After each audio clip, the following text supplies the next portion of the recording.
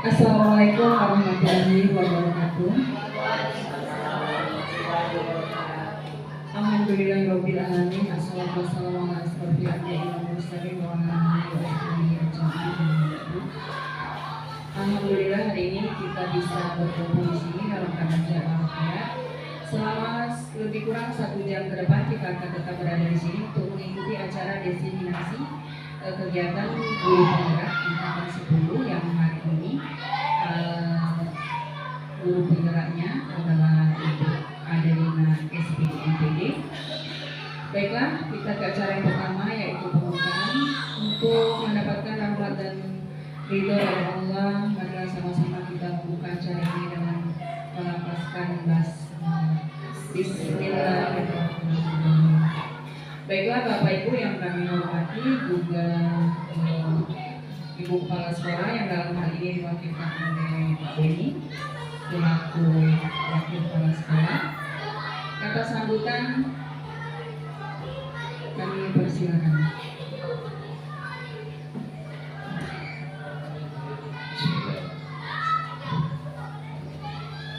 Assalamualaikum warahmatullahi wabarakatuh. Alhamdulillahirabbil alamin. Wassalatu wassalamu ala asyrofil anbiya'i wal mursalin sayyidina Muhammadin wa ala alihi wasallam. Yang kami hormati Bapak Ibu guru yang berkesempatan hadir di sini, yang kami banggakan juga calon guru penggerak tingkatan 10 Ibu Adelina SPD MPD. Jadi Bapak Ibu yang saya hormati, pada kesempatan hari ini calon guru CGP kita yaitu Ibu Adelina akan berbagi budaya positif tentang menyebarkan pemahaman dan penerapan pemahaman. Nah, jadi selama diseminasi ini mohon kiranya agar kita semua dapat memperhatikan dengan seksama, semoga nantinya ilmu yang akan disampaikan akan bermanfaat bagi sekolah kita dan bisa kita laksanakan bersama di sekolah kita. Saya kira itu saja yang dapat saya sampaikan.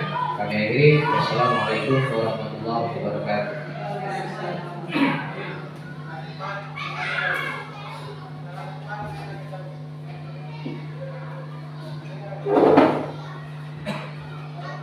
Selanjutnya adalah kegiatan inti dalam acara ini yaitu paparan menyebarkan pemahaman dan penerapan pengalaman budaya positif yang akan disampaikan atau dipaparkan langsung oleh calon guru penggerak kita yaitu Ibu Adelina SPD MPD. Kepada Ibu Adelina kami persilakan.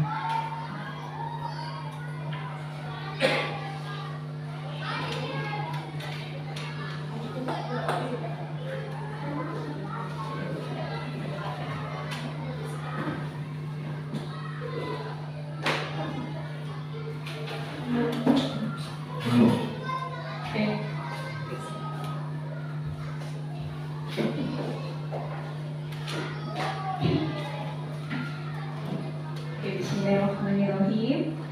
Assalamualaikum warahmatullahi wabarakatuh. Selamat pagi Bapak Ibu hebat, guru-guru SDN 1 Babat. Terima kasih saya ucapkan karena sudah bersedia meluangkan waktunya untuk mengikuti kegiatan diseminasi yang insya Allah akan saya paparkan tentang budaya positif. Yang saya hormati Ibu Kepala Sekolah atau perwakilan dari beliau Pak Beni, yang saya hormati Bapak Ibu Dewan Guru SD Negeri 1 Babat serta tenaga pendidik yang ada di SD Negeri 1 Babat.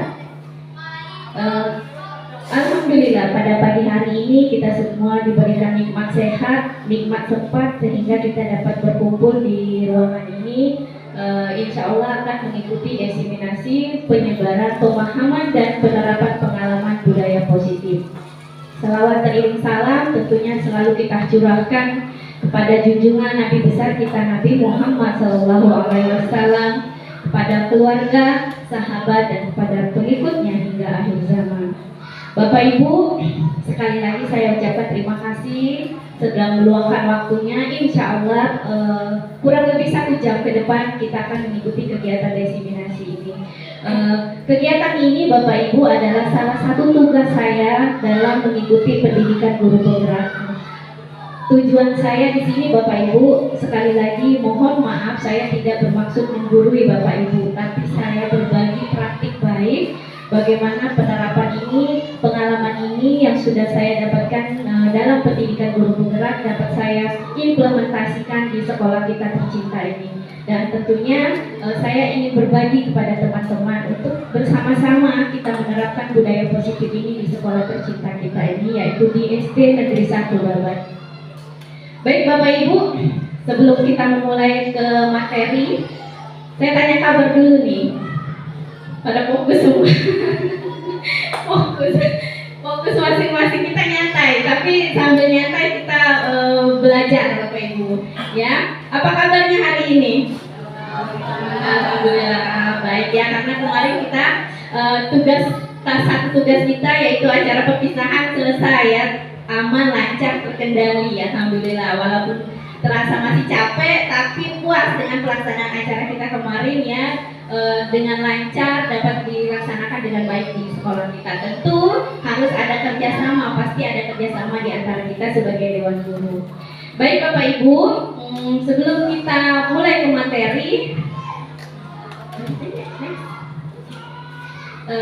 ini adalah judulnya yaitu budaya positif, penyebaran dan pemahaman budaya positif. Next deh. Oke, sebelum kita masuk ke materi Bapak Ibu, mungkin Bapak Ibu apa itu budaya positif? Mungkin Bapak Ibu pernah mendengar apa itu budaya positif? Terbesit di benak Bapak Ibu, kira-kira menurut Bapak Ibu apa itu budaya positif? Mungkin ada Bapak Ibu yang ingin bersedia memberikan pendapat. Apa itu budaya positif? Satu kata saja atau satu kalimat saja boleh. Satu kata.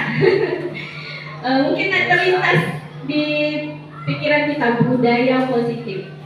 Mungkin ada Bapak Ibu yang bersedia. Pak Ben? Budaya positif? Hal-hal yang baik lah yang dilaksanakan. Oke, hal-hal yang baik yang dilaksanakan di sekolah. Ada lagi Bapak Ibu budaya positif? Iya, saya sepakat dengan Pak Benny. Jadi benar Bapak Ibu, jadi hal-hal baik yang ada di sekolah kita.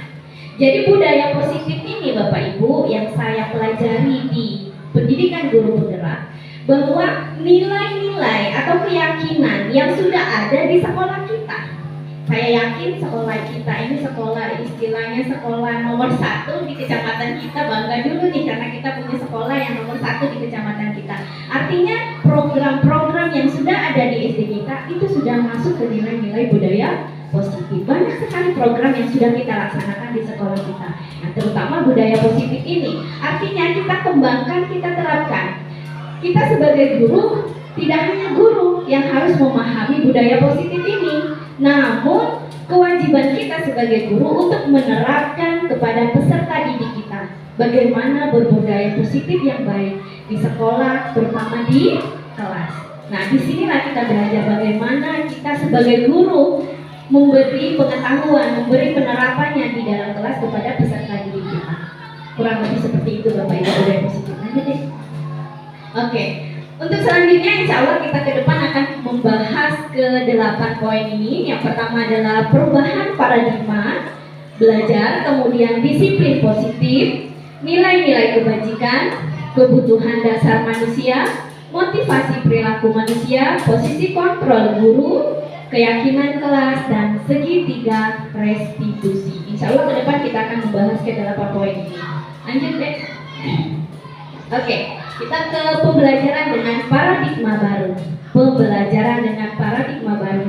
Pembelajaran dengan paradigma baru merupakan pembelajaran yang dirancang berdasarkan prinsip pembelajaran berdiferensiasi sehingga para peserta didik belajar sesuai kebutuhannya berdasarkan tahap perkembangan sesuai teori psikologi modern untuk mewujudkan profil pelajar Pancasila. Oke, ini paradigma baru, pembelajaran dengan paradigma baru. Sebelumnya, sebelum kita masuk ke kurikulum merdeka atau merdeka belajar, kita hanya mengenal dengan pembelajaran satu arah. Satu arah di sini ya kita sebagai guru hanya mentransfer ilmu kepada peserta didik kita, hanya memberi ilmu pengajaran. Sesudah kita memberi pelajaran kepada peserta didik, mau peserta didik kita berhasil atau tidak ya tidak apa-apa, yang penting tugas saya sudah menyampaikan ilmu seperti itu. Sebelumnya, tapi ketika kita masuk ke kurikulum merdeka belajar, paradigma kita sebagai pendidik berubah, bahwa pembelajaran harus disesuaikan dengan kodrat anak. Pembelajaran berdiferensiasi ini masih asing di telinga kita, berdiferensiasi. Tapi di sini Bapak Ibu, pembelajaran berdiferensiasi di Merdeka Belajar sangat ditekankan, khususnya kepada kita sebagai guru kelas. Bagaimana pembelajaran diferensiasi ini kita terapkan di kelas? Pembelajaran diferensiasi ini adalah pembelajaran yang menyesuaikan dengan kebutuhan peserta didik kita. Jadi ada tiga metode dalam pembelajaran berdiferensiasi. Ini adalah yang pertama visual, kinestetik, dan auditori. Saya yakin Bapak Ibu guru pernah mendengar pembelajaran ini. Nah, kira-kira sudah kita terapkan belum di kelas kita? Nah, ini adalah tugas kita bersama Bapak Ibu. Kita ini ibaratnya SD kita sudah jalan ke 3 tahun kurikulum merdeka kalau tidak salah Bapak ya, Pak Pep. Ini tahun kedua, insya Allah tahun berikut tahun ketiga, kelas 3 dan kelas 6 juga ikut pembelajaran merdeka belajar. Nah, pembelajaran diferensiasi ini Bapak Ibu, kita belajar bersama-sama bagaimana kita memberikan pengajaran, memberikan pemahaman kepada peserta didik kita sesuaikan dengan kebutuhan anak didik kita. Kenapa kita seperti itu? Karena Bapak pendidikan kita, Ki Hajar Dewantara, memberi pengajaran kepada kita sebagai guru. Kita ini dituntut bukan menuntut siswa, tapi menuntun siswa sesuai dengan kodrat yang sudah ada pada anak. Setiap anak mempunyai potensi masing-masing, setiap anak mempunyai bakatnya masing-masing. Kita tidak bisa memaksa si A harus sama dengan si B, si B harus sama dengan si C. Mereka punya bakat, mereka punya potensinya masing-masing. Begitulah kita sebagai guru harus bisa menuntun bakat yang sudah ada pada anak, sehingga anak-anak kita ini, peserta didik kita ini dapat berkembang sesuai dengan potensi yang ada pada diri peserta didik kita, tidak harus dipaksa. Kurang lebih seperti itu Bapak Ibu pembelajaran berdiferensiasi, dan terutama pembelajaran diferensiasi ini harus sesuai dengan dimensi profil pelajar Pancasila kita. Saya yakin setiap kelas pasti hafal dari kelas 1 sampai kelas 6 profil belajar Pancasila. Nah, profil pelajar Pancasila ini Bapak Ibu ada 6 dimensi ya. 6 dimensi profil pelajar Pancasila. Di sini tabel, kita lihat di depan saja sini Bu. Jadi yang pertama adalah beriman dan bertakwa kepada Tuhan Yang Maha Esa. Itu poin yang pertama Bapak Ibu. Untuk profil pelajar Pancasila, kemudian bergotong royong, mandiri, bernalar kritis, kreatif, dan berkebinekaan global. Dari 6 dimensi ini, sekolah kita punya visi yang sama. Sekolah kita dari 6 ke 6 dimensi profil pelajar Pancasila ini harus kita angkat semua, bukan hanya 1, 2, atau 3. Jadi dari ke-6 ini kita angkat dimensi profil pelajar Pancasila ini, kita terapkan ke peserta didik kita. Gotong royong, bernalar kritis, kreativitas, ya. Makanya biasanya di akhir tahun Bapak Ibu kita gelar karya. Adakan gelar karya dari kelas 1 sampai kelas 6. Kita gelar karya hasil pembelajaran kita selama 1 tahun. Ini loh hasil kami dari kelas kami. Ini loh hasil kreativitas yang kami buat selama 1 tahun pembelajaran. Seperti itu. Biasanya gelar karya itu di akhir tahun ajaran. Seperti sekarang kita gelar karya.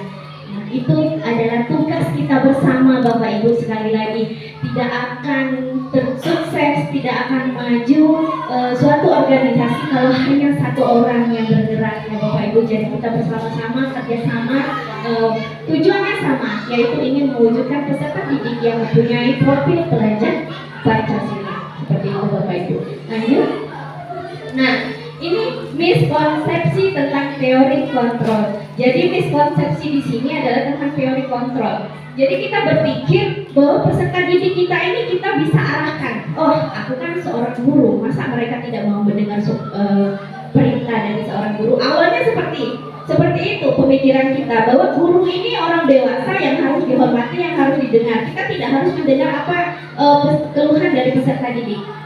Peserta didik kita melakukan sesuatu kesalahan, pasti adalah yang melatar belakangi. Nah, kita sebagai guru miskonsepsinya tentang teori kontrol ini, kita pikir bahwa kita ini sebagai guru bisa mengontrol siswa. Kita sebagai guru bisa membuat siswa itu berubah. Tapi kadang siswa itu berubah tidak dari dirinya sendiri. Dia berubah karena ada kita. Kalau ada kita di kelas baru duduk manis. Tapi ketika kita di luar mulai yang membutawan yang berlagak di kelas, artinya posisi kontrol itu bukan ada pada guru, ya. Artinya kita sebagai guru tidak bisa memposisikan diri kita sebagai guru. Karena apa? Posisi kontrol yang sebenarnya itu ada pada diri mereka, peserta didik kita. Kemudian ilusi kita sebagai orang dewasa, kita berhak memaksa karena kita sebagai orang dewasa. Saya berhak memaksa anak harus menuruti apa kata saya. Seperti itu mungkin pemikiran kita selama ini sebagai guru. Ternyata begitu kita belajar di Merdeka Belajar ini, banyak sekali pembelajaran khususnya tentang psikologi anak. Jadi sekaligus kita nih sebagai guru sekaligus jadi psikolog anak. Nah, secara tidak langsung kita belajar seperti itu. Lanjut. Nah, untuk mengubah paradigma stimulus respon ke pendekatan teori kontrol, ada beberapa tahapan. Yang pertama, realitas kebutuhan kita semua. Teori kontrolnya, realitas kita berbeda. Ini konsepsi kita awalnya bahwa kebutuhan kita ini sama. Ternyata posisi kontrol kita bahwa realitas itu, kebutuhan itu kita berbeda. Kemudian semua orang melihat hal yang sama. Teori kontrolnya adalah setiap orang memiliki gambaran berbeda, pola pikir yang berbeda. Kita mencoba mengubah orang agar berpandangan sama nih dengan kita. Anak-anak kita rubah supaya sesuai dengan tujuan kita. Ternyata di teori kontrolnya bahwa kita berusaha memahami pandangan orang lain tentang dunia. Kemudian perilaku buruk dilihat sebagai suatu kesalahan. Semua perilaku memiliki tujuan. Sekali lagi bahwa anak-anak didik kita pasti mempunyai dasar, artinya ada yang melatari belakangi apa yang dia lakukan. Kemudian orang lain bisa mengontrol saya, hanya ada yang bisa mengontrol diri Anda sendiri. Jadi hanya kita sendiri Bapak Ibu yang bisa mengontrol diri kita sendiri. Saya bisa mengontrol orang lain, itu pemikiran kita sebagai guru. Ternyata bahwa Anda kita tidak bisa mengontrol orang lain. Itu adalah teori kontrolnya. Pada stimulus respon pemaksaan ada pada saat bujukan gagal. Teori kontrolnya adalah kolaborasi dan konsensus menciptakan pilihan-pilihan yang baru. Yang terakhir adalah model berpikir menang atau kalah. Teori kontrolnya adalah model berpikir menang dan menang. Seperti itu. Lanjut. Nah, masuk ke disiplin positif. Disiplin positif. Mungkin Bapak Ibu, apa itu budaya positif? Apa itu disiplin positif? Tadi sudah kita jelaskan di awal budaya positif. Nah, sekarang kita masuk ke disiplin positif. Mungkin Bapak Ibu pernah mendengar kata-kata disiplin. Apa kira-kira dalam pemikiran Bapak Ibu? Kata disiplin. Menurut Bapak Ibu, apa itu disiplin? Ada yang bersedia memberi pendapat? Dudui? Satu kata boleh Bu? Disiplin. Disiplin? Apa Bunda? Patuh, boleh. Patuh, disiplin patuh. Lanjut, ada lagi yang bersedia memberi pendapat? Pak Ben? Taat aturan, patuh, taat aturan. Bu Dwi, ada yang ingin menyampaikan pendapatnya Bu? Hampir sama dengan tepat waktu. Oke, patuh, tepat waktu, taat aturan. Hampir sama Bapak Ibu ya. Oke, itu adalah di awal sebelum kita mengetahui disiplin positif. Sama, pemikiran saya pun sama dengan Bapak Ibu bahwa disiplin itu pasti ada aturan, ada tata tertib yang harus ditaati, ada pelanggaran. Seperti itu disiplin. Ternyata Bapak Ibu, ketika kita belajar di sini bahwa disiplin itu berasal dari kata disiplin yang artinya belajar. Yang artinya adalah belajar. Disiplin itu belajar. Disiplin mengacu pada disiplin diri. Balik lagi ke disiplin diri yang memiliki tanggung jawab terhadap apa yang dilakukan berdasarkan nilai-nilai yang diyakini. Jadi disiplin di sini kita belajar mengontrol diri, meyakini apa-apa yang menjadi nilai-nilai kebajikan. Kemudian disiplin positif. Nah, disiplin positif di sini Bapak Ibu adalah salah satu cara penerapan disiplin yang bertujuan untuk menumbuhkan kesadaran serta memberdayakan peserta didik tanpa imbalan. Ini ada garis bawahnya, tanpa imbalan penghargaan atau reward, ancaman atau hukuman. Nah, Bapak Ibu, sebelum saya mengikuti guru penggerak dulu, pembelajaran saya di kelas, saya sering memberikan reward kepada peserta didik. Kalau nak balik sekolah, ayo siapa yang bisa menjawab pertanyaan buat ibu? Ibu kasih permen. Balik sekolah, ada sana anak ngantri di depan ini nak jawab pertanyaan karena ada hadiah dari buku permen atau jajan. Ternyata Bapak Ibu, itu adalah langkah yang kurang tepat yang kita terapkan di kelas. Kenapa langkah yang kurang tepat? Karena itu bukan motivasi dalam diri anak didik kita. Mereka melakukan sesuatu itu karena diiming-imingi hadiah. Karena dia berharap mendapatkan hadiah dari bu guru, akhirnya dia melakukan apa yang diperintahkan bu guru, berharap mendapatkan jajan atau permen. Artinya mereka mendapatkan motivasi dari ekstrinsik, dari luar, bukan motivasi diri. Nah, disinilah disiplin positif ini kita bentuk. Bagaimana peserta didik kita mempunyai disiplin diri, motivasi intrinsik yang ada pada diri sendiri. Dia tidak harus menunggu hadiah dari bu guru, tidak harus menunggu jajan dari bu guru baru melakukan sesuatu yang baik. Ya, sama halnya dengan kita. Tidak juga anak-anak kita, sama hal juga dengan kita. Kita melakukan hal baik kalau mau dipuji, ya tidak akan bagus kan Bapak Ibu ya. Artinya kita melakukan sesuatu karena ingin dipuji, karena ingin mendapat pujian dari orang lain. Tetapi ketika kita melakukan sesuatu dari hati kita, tanpa tekanan, tanpa embel-embel reward, tanpa pujian, insya Allah itu adalah menjadi motivasi intrinsik kita dalam diri kita. Dan itu akan poin penting di dalam diri kita untuk melangkah ke depan. Karena kita sudah terbentuk menjadi pribadi yang baik, yang bisa memotivasi diri sendiri tanpa harus ada dorongan, tanpa harus ada penghargaan dari dia. Kurang lebih seperti itu Bapak Ibu disiplin positif. Nah, sebagai pendidik, tujuan kita ini sebagai pendidik, kita sebagai guru, tujuan kita apa? Yaitu menciptakan peserta didik yang memiliki disiplin diri. Nah, sekali lagi, ini tugas kita sebagai pendidik untuk menciptakan peserta didik yang memiliki disiplin diri, berperilaku mengacu kepada nilai-nilai kebajikan, dan memiliki motivasi intrinsik atau motivasi diri dalam melakukan perubahan yang lebih baik. Mereka belajar punya motivasi sendiri. Aku ingin belajar karena aku ingin mendapat nilai yang baik. Aku ingin belajar karena aku ingin menjadi anak yang pintar. Itu sudah termasuk motivasi intrinsik. Coba saya ada pertanyaan nih tentang disiplin positif ini. Bapak Ibu kan ini bisa pakai sepeda motor semua. Ada bahkan yang sudah bawa mobil di sini. Nah, kalau kita yang berkendaraan pakai motor, kita dari rumah kita pakai motor, kemudian kita mau pakai helm, perlengkapan untuk keamanannya dengan baik. Tujuan kita apa? Membawa helm nih, takut ditilang polisi. Kayak ada Pak Polisi, kayak pemeriksa nih dari segi waras kan. Pakai helm nih pemeriksa dari segi waras. Oh, pakai helm. Kayaknya kayak ditilang polisi. Pernah berpikir seperti itu, Bu Marisa? Iya. Iya, pernah. Karena Bu Adel juga dulu kan dari Rawamanjaya pakai helm. Takut kayak ada polisi, kita ditilang polisi. Nah, motor kita diambil. Ada yang lain alasannya ketika kita memakainya?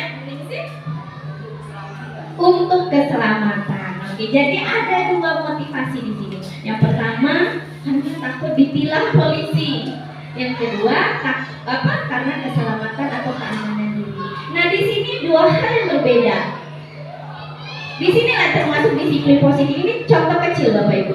Jadi disiplin positif yang pertama yang disebutkan oleh Bu Marisa itu adalah motivasi ekstrinsik.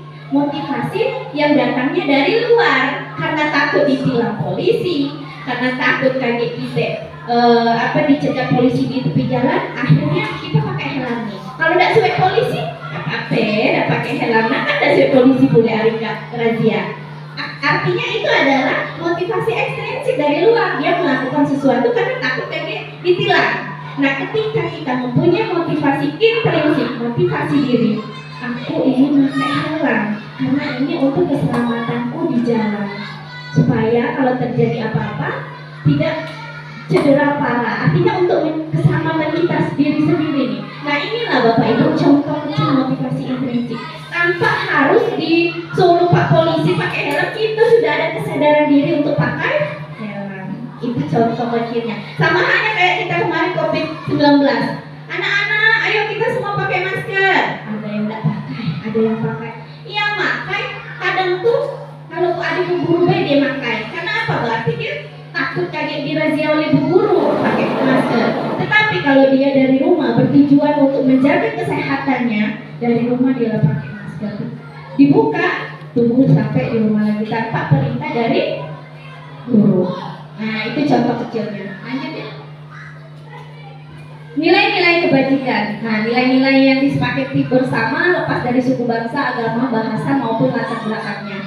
Profil pelajar Pancasila sudah kita disebutkan di awal. Kemudian ada lagi toleransi, rasa hormat. Ini adalah nilai-nilai kebajikan yang ada di sekolah kita ini. Yakin kita ini sudah kita terapkan semua di sekolah kita. Insya Allah ke depan akan terus berlanjut, akan kita tumbuhkan nilai-nilai profil pelajar Pancasila ini, nilai-nilai kebajikan yang ada di sekolah kita.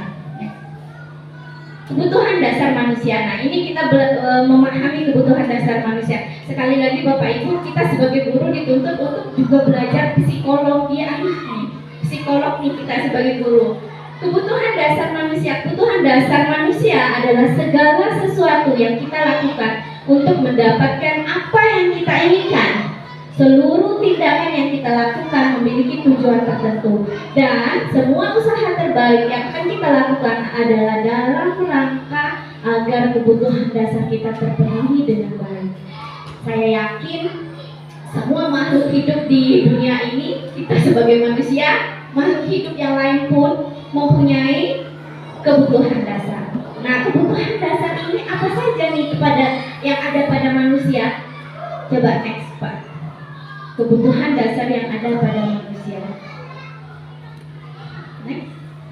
Nah, ini adalah 5 kebutuhan dasar yang ada pada manusia. Ini pada manusia artinya pada kita dengan peserta didik kita ya. Yang pertama, kebutuhan bertahan hidup. Contohnya makan, pakaian, tempat tinggal, keamanan, kesehatan. Ini adalah kebutuhan dasar kita yang pertama, bertahan hidup. Makan, kalau kita tidak makan pasti mati ya kan. Nah, itu adalah bertahan hidup nih, kebutuhan kita bertahan hidup. Nah, kebutuhan kita yang kedua yaitu kasih sayang dan rasa diterima. Siapa di sini yang tidak mau dikasih? Siapa di sini yang tidak mau disayang? Ya kan? Kita membutuhkan itu semua, kasih dan sayang, rasa diterima, rasa dipedulikan, berbagi, kemudian kita bekerja sama menjadi bagian dalam suatu kelompok. Ini termasuk dari kasih sayang. Kemudian penguasaan, harga diri, kita semua di sini yakin punya harga diri, tidak mau kita disepelekan. Itu sudah termasuk kepada kebutuhan dasar kita. Kemudian keinginan kita untuk dianggap, memimpin, berprestasi, diakui dan didengar. Kemudian kebutuhan dasar kebebasan, mandiri, memiliki pilihan, mencoba hal baru, dan mampu mengendalikan dirinya sendiri. Dan yang kelima yaitu kebutuhan dasar kita kesenangan. Yakin kita kalau keempat ini saja yang kita miliki tapi kita tidak punya kesenangan, rasanya hidup itu ini hambar kalau tidak punya kesenangan, humor seperti itu, antusias dan tertawa. Nah, ini adalah termasuk 5 kebutuhan dasar yang ada pada manusia. Next, Pak. Nah, untuk memotivasi perilaku manusia itu terbagi dua, Bapak Ibu, motivasi ekstrinsik dan motivasi intrinsik yang sudah saya sebutkan tadi, bahwa untuk menghindari ketidaknyamanan atau hukuman itu termasuk motivasi ekstrinsik. Sedangkan untuk menjadi orang yang mereka inginkan dan menghargai diri sendiri itu adalah termasuk dari motivasi intrinsik. Nah, ini ada ketiga hukuman, konsekuensi, dan restitusi. Ketiga kata ini kira-kira yang mana Bapak Ibu yang asing di telinga kita? Iya benar Bu Yunita, agak asing Bu ya. Restitusi, hukuman, konsekuensi, restitusi. Restitusi itu agak asing. Sama, saya juga gitu. Apa itu restitusi? Hukuman, konsekuensi, hampir sama dengan hukuman. Restitusi agak asing di telinga kita. Kita pahami Bapak Ibu. Jadi hukuman di sini biasanya tidak terencana, tiba-tiba, tidak terencana, tiba-tiba. Kemudian murid tidak tahu apa yang akan terjadi, atau kita tidak melibatkan murid. Nah, kemudian bersifat satu arah, artinya hanya kepada kita saja, bukan dua arah, hanya kita yang memberi. Kemudian berupa hukuman fisik atau psikis. Nah, hukuman di sini contoh kecilnya, ketika peserta didik kita ke sekolah tidak pakai seragam, ya kan, tidak pakai seragam lengkap pas upacara. Nah, kamu berdiri di bawah tiang bendera, hormat 1 jam di bendera, itu termasuk hukuman Bapak Ibu.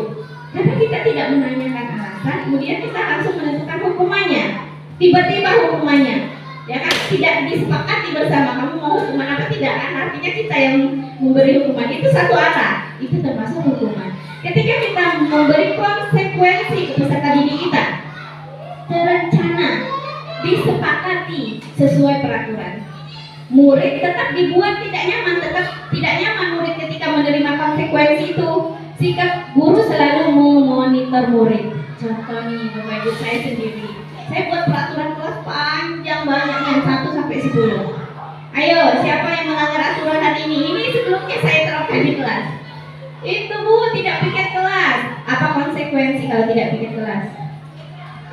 Ya Bu, kami suruh bersih-bersih di depan dulu baru masuk kelas. Itu adalah salah satu bentuk konsekuensi. Karena ada kesepakatan yang kita buat. Kemudian saat kita menyuruh siswa kita mengerjakan tugas di rumah PR, ada besok pasti ada. Dari sekian banyak siswa dan mahasiswa yang tidak ngumpul PR. Siapa yang tidak ngumpul PR hari ini? Ada Bu, Zaki, 5 orang tidak ngumpul PR. Oke, yang tidak ngumpul PR silakan belajar di luar. Jam istirahat nanti baru masuk. Kenapa Nancy? Saya cerita di teman curhat dengan tetangga. Kenapa Bu ada di luar semua itu peserta didik datang ke PR Bu? Ya, boleh sih. Jadi anak-anak duduklah resehan di situ karena sudah ada aturan tadi kita buat. Aturan sudah dibuat, mereka langgar, akhirnya konsekuensinya apa? Tidak mengikuti pelajaran selama 1 jam atau 2 jam. Itu termasuk konsekuensi. Nah, tapi Bapak Ibu ketika kita menerapkan restitusi, nah restitusi ini sebagai guru kita belajar ternyata apa yang saya terapkan di kelas ini salah.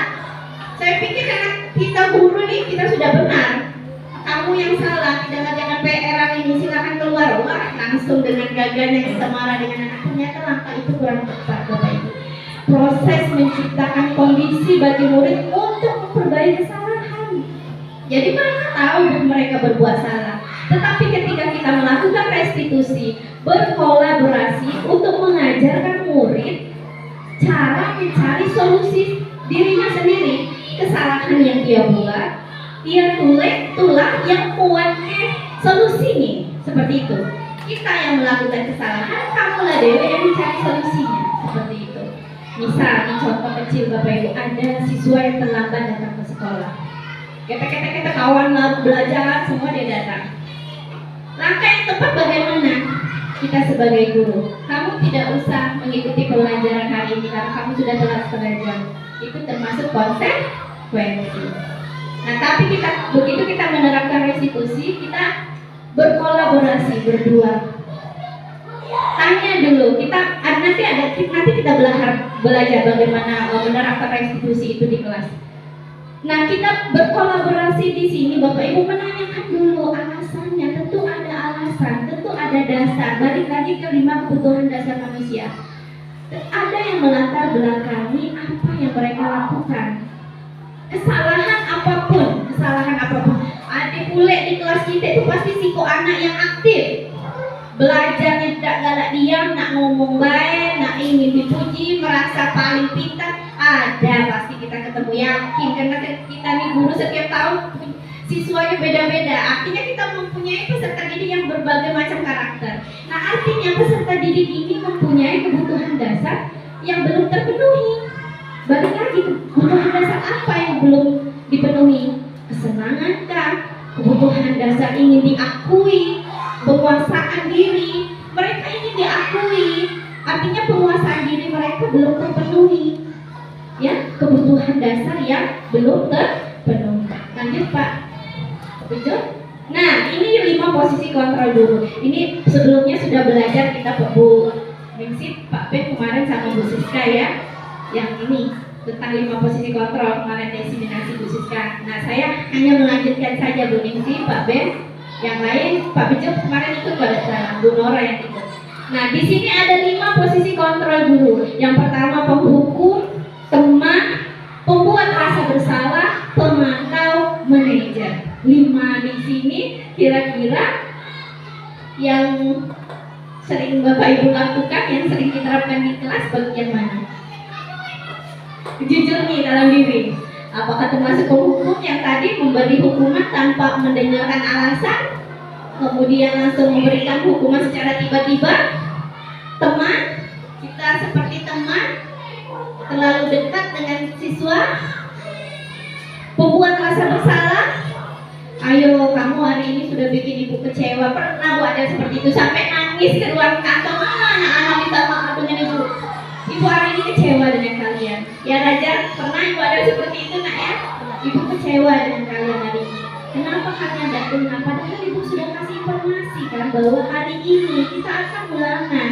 Kenapa kalian tidak siap? Artinya kita merasa mereka membuat perasaan rasa bersalah. Akhirnya mereka tidak nyaman dengan keadaan seperti itu.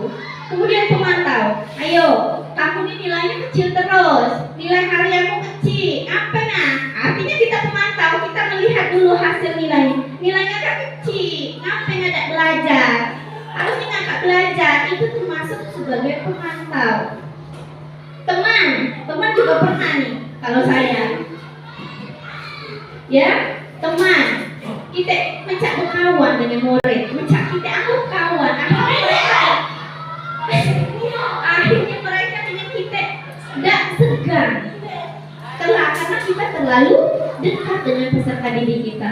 Penghukum tadi di awal. Nah, barulah kita sebagai manajer di sini Bapak Ibu balik lagi ke restitusi tadi. Bagaimana cara kita berkolaborasi dengan peserta didik kita dalam menyelesaikan permasalahan, dalam menyelesaikan kesalahan yang dibuat oleh peserta didik kita. Bagaimana langkah kita sebagai guru untuk memfasilitasi peserta didik mencari solusi, mencari jalannya sendiri, solusinya sendiri dalam menyelesaikan permasalahan. Next. Nah, ini contoh penerapan 5 posisi kontrol guru. Siswa tidak memakai atribut lengkap saat upacara bendera. Ini contohnya Bapak Ibu. Hormat pada bendera 1 jam. Itu termasuk contoh penghukum. Pernah ada kita cek itu? Yakin ada sendiri lah, ada sendiri. Nggak pakai sepatu balik seragam, balik ke rumah. Suruh balik, pakai sepatu seragam dulu. Nah, mau sampah dulu. Nah, itu termasuk ke penghukum. Artinya kita ini sebagai guru penghukum, posisi kontrol kita sebagai penghukum. Kemudian pembuat rasa bersalah. Berapa kali Bapak Ibu harus memberitahu kamu selalu saja mengecewakan Bapak Ibu. Artinya kita apa? Membuat rasa bersalah kepada peserta didik kita. Biasanya nada kita itu agak lembut, tidak suara tinggi, tapi dengan suara kita yang lembut ini mereka merasa tertekan, ada perasaan tidak nyaman. Kemudian teman, nah ini posisi kontrol teman. Ayo dong ikuti aturan sekolah, tolong bantu Bapak Ibu ya sekali ini Ya sudah, tidak apa-apa. Lain kali jangan berbuat seperti ini lagi ya. Ternyata itu langkah yang kurang tepat. Artinya kita tidak memberikan solusi. Ya sudah, tidak apa-apa. Artinya kita bukan mencari solusi, kita membiarkan. Ya, akhirnya mereka dia mah tidak apa-apa sih, Bu Guru tidak apa-apa. Dianggapnya tidak segan dengan aturan yang ada. Kemudian sebagai pemantau, balik lagi sebagai pemantau, kamu sudah mendengar peraturan sekolah ini, kamu tahu konsekuensinya. Suaranya agak tegang nih, agak tinggi. Setelah upacara, kamu beli atributnya ke koperasi dan jangan ulangi lagi. Nah, ini sebagai pemantau, kita lihat dulu aturan sekolah kita apa. Nah, itu sebagai pemantau.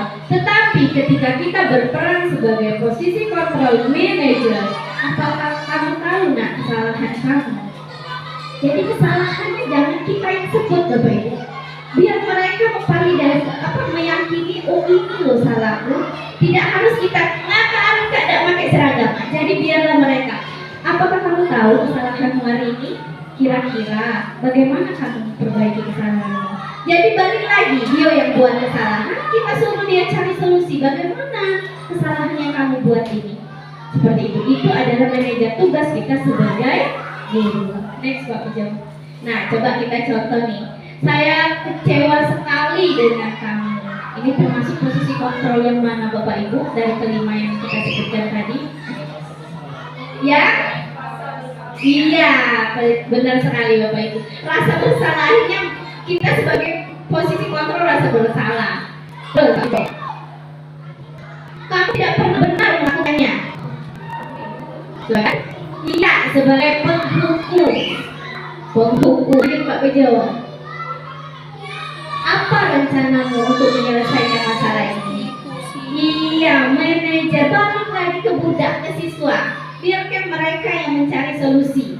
Lanjut. Ayolah lakukan demi Bapak Ibu ya. Teman. Kamu tidak pernah mendapat nilai jika tidak mengerjakan tugas. Pemantau.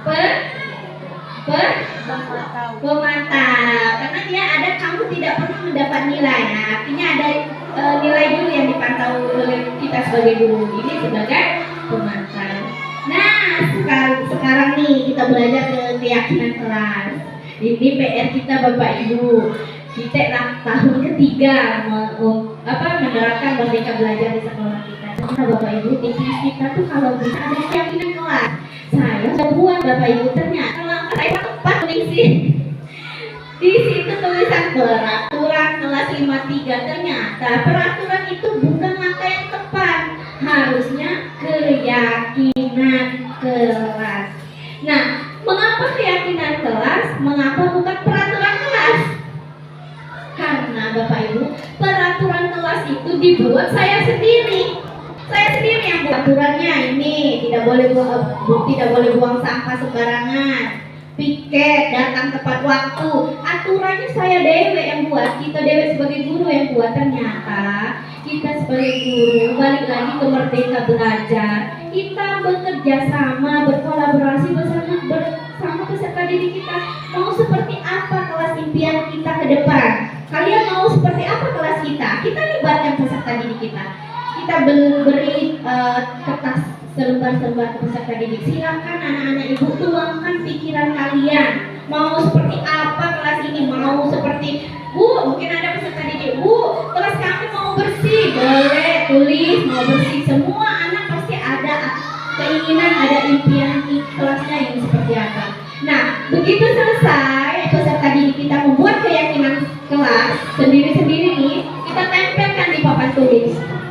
Sudah ditempel di papan tulis, kita ajak satu anak ke depan, tolong nak dibaca. Balik lagi ke dia. Kita sebagai manajer di sini hanya menuntun peserta didik membaca. 1, tidak boleh membuang sampah sembarangan. 2, kelas harus bersih. 3, mengerjakan tugas dengan tepat waktu dan penuh semangat. Mungkin banyak kan dari kawan-kawan.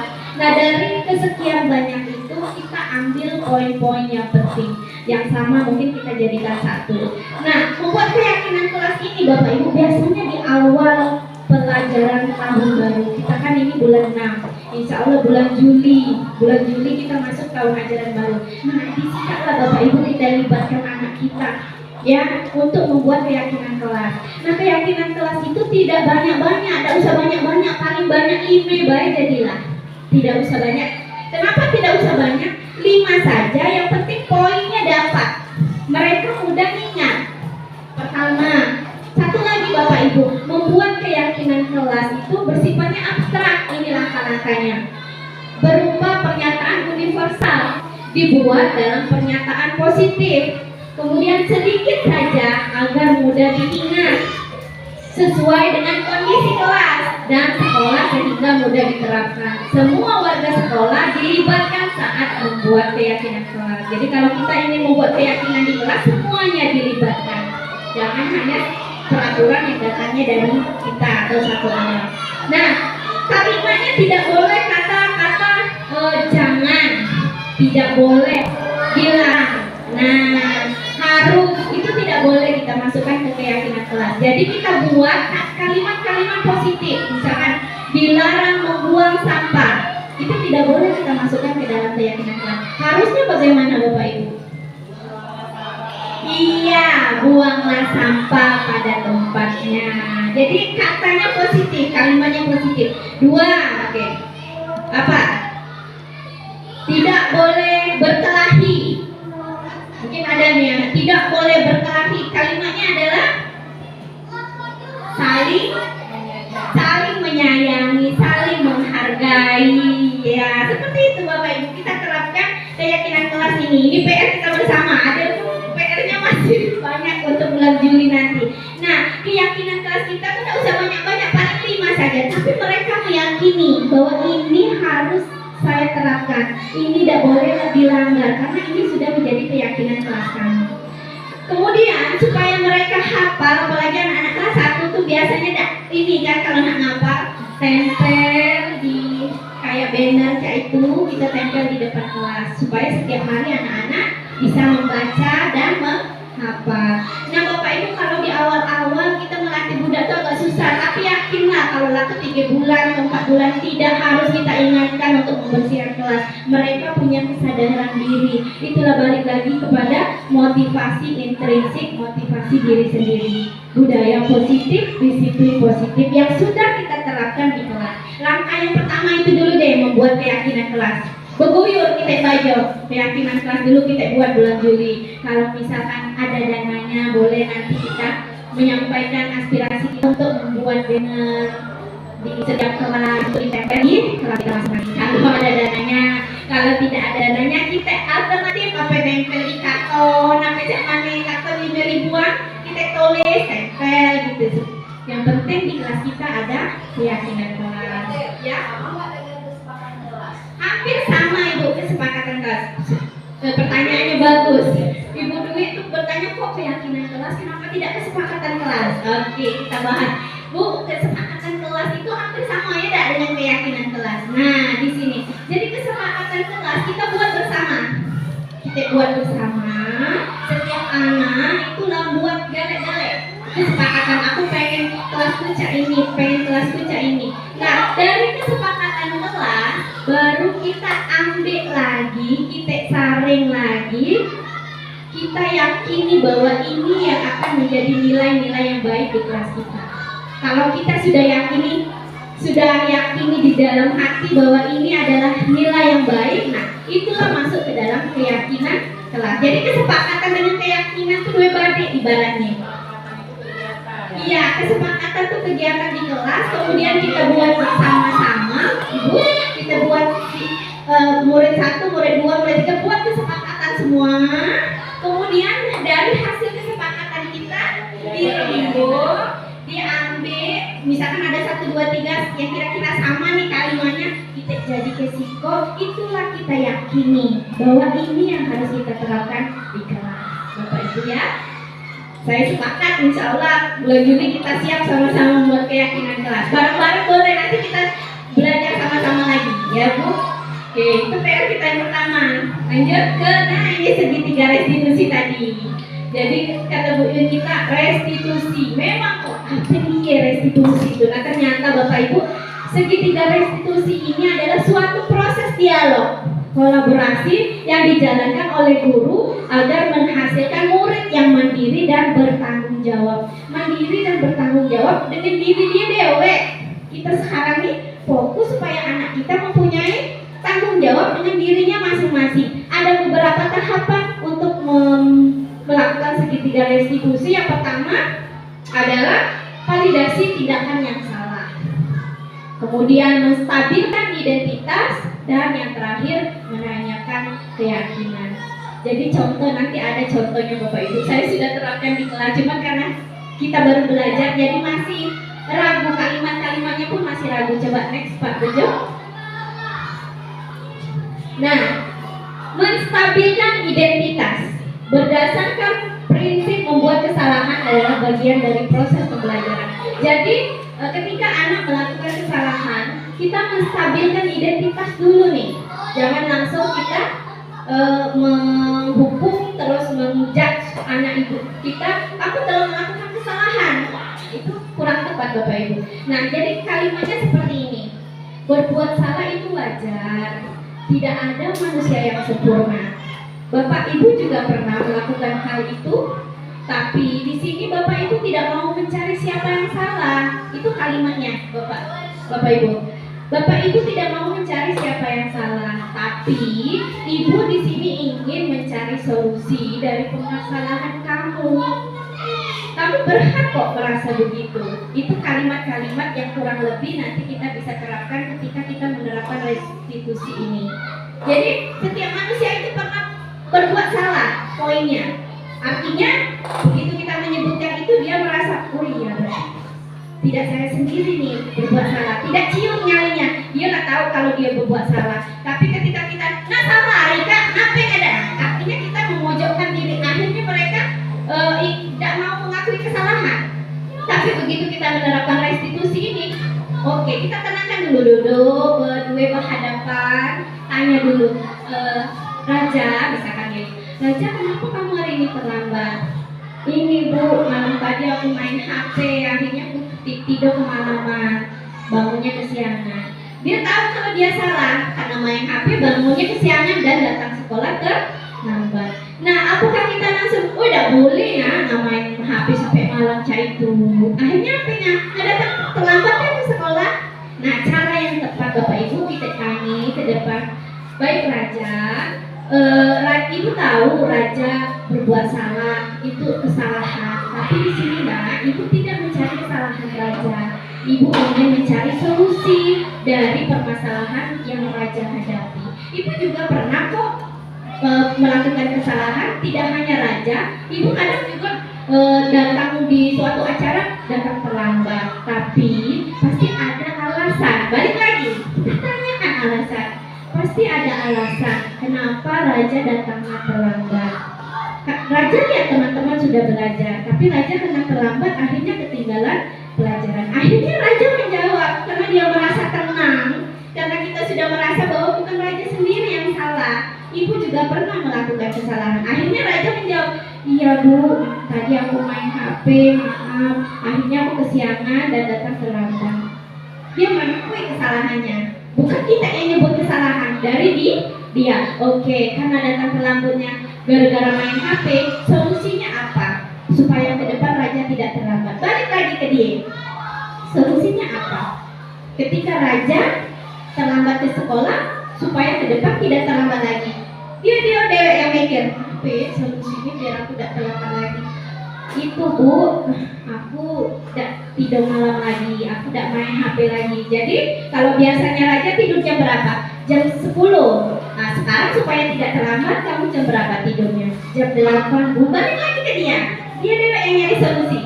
Oh oke, berarti Raja sepakat nih. Kalau sebelumnya Raja sering tidur jam 10, sekarang Raja harus tidur jam 8. Dan ada lagi cara yang lain, Raja kita tanyakan lagi ke dia.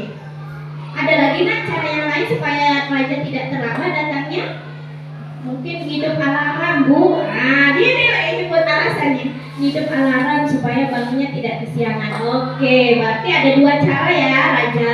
Yang pertama tidurnya jam 8 malam. Kemudian yang kedua Raja menghidupkan alarm. Jam berapa alarm tetap kesiangan kan Raja. Udah Bu, jam 5 balik lagi ke dia. Solusinya kita seperti itu sebagai manajer. Itu contohnya Bapak Ibu. Lanjut Bu, ini Pak Bejo. Ketika kita menerapkan restitusi.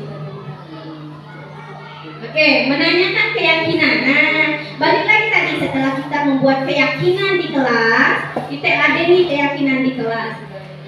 Begitu dia lah tahu kesalahan dia lah tahu nih, Raja sudah tahu dia kesalahan. Kemudian sudah tahu juga solusi yang akan Raja terapkan ke depan. Kita tanyakan, apa nak keyakinan kelas kita? Nilai-nilai apa yang telah kamu sepakati bersama? Seperti apa gambaran sebuah kelas yang ideal? Kamu ingin menjadi orang yang seperti apa? Balik lagi ke peserta didik kita yang melakukan kesalahan. Kamu tahu nak keyakinan kelas yang mana yang kamu langgar? Tahu Bu? Pasti dia ingat karena kita sudah buat keyakinan kelas tadi. Keyakinan yang mana yang kamu langgar? Saya tidak tepat waktu dan tidak disiplin waktu. Nah, artinya dia tahu keyakinan ini yang saya langgar. Tidak kita yang menyebutkan kamu sudah melanggar keyakinan kelas Raja. Nah, itu bukan cara yang tepat kita sebagai guru. Kita balik lagi ke peserta didik kita. Oke, kamu sepakat ya bahwa keyakinan kelas yang kamu langgar adalah tidak tepat waktu dan tidak disiplin waktu. Balik lagi. Apakah kamu yakin dengan tepat waktu bahwa pembelajaran di kelas akan kamu ikuti dengan baik? Balik lagi pertanyaan itu ke anak kita. Baik Bu, saya meyakini bahwa ketika kita datang tepat waktu, kita dapat mengikuti pembelajaran dengan baik. Nah, itu saja Bapak Ibu, pembelajaran materi kita hari ini itu sudah saya dapati di guru penggerak, pendidikan guru penggerak, dan insya Allah saya berusaha untuk menerapkan di kelas dulu nih, di kelas, dan saya ingin berbagi praktik baik dengan teman-teman semuanya. Ya, mudah-mudahan apa yang saya sampaikan walaupun tidak banyak, sedikit saja, 1 atau 2 saja yang nempel di naluri Bapak Ibu, nanti kita bersama-sama kita terapkan di sekolah kita ini. Ya, mohon maaf kalau banyak kesalahan kata. Sekali lagi saya bukan bermaksud menggurui Bapak Ibu, saya ingin berbagi praktik baik apa yang sudah saya dapatkan dalam pendidikan guru penggerak ini. Semoga salah satu tugas ini adalah kewajiban kami sebagai calon guru penggerak untuk berbagi praktik baik dengan teman-teman semuanya. Terima kasih sekali lagi sudah meluangkan waktunya Dedek Reza, sampai ikut juga. Ya, sudah direpotkan, insya Allah akan menjadi amal yang baik, akan menjadi yang buat Bapak Ibu semuanya. Terima kasih sekali lagi. Wassalamualaikum warahmatullahi wabarakatuh.